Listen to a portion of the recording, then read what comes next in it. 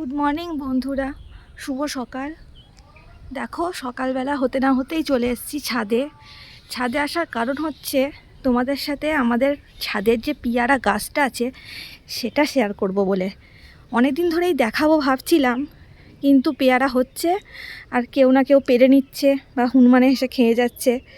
দেখো আমার শ্বশুরমশাই লাগিয়েছে একটা ছোট যে গামলাগুলো হয় প্লাস্টিকের, সেই গামলাগুলো ব্যবহার করার পর ফেলে না দিয়ে সেই গামলাগুলোতে লাগিয়েছে। বেশ বড় হয়েছে, কিন্তু পেয়ারাগুলো দেখতে এরকম হলেও একটু লাল লাল টাইপের দেখতে, কিন্তু খেতে কিন্তু খুবই মিষ্টি আর খুব সুন্দর।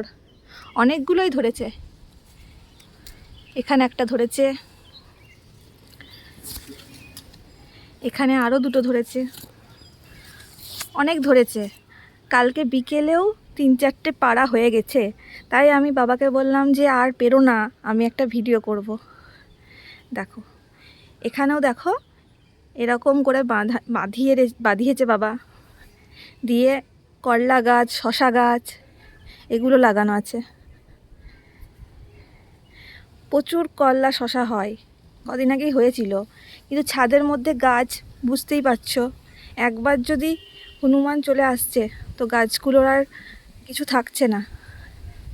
তোমাদের সাথে এই গাছগুলো আমি মনে হয় আগেও একবার শেয়ার করেছিলাম, কিন্তু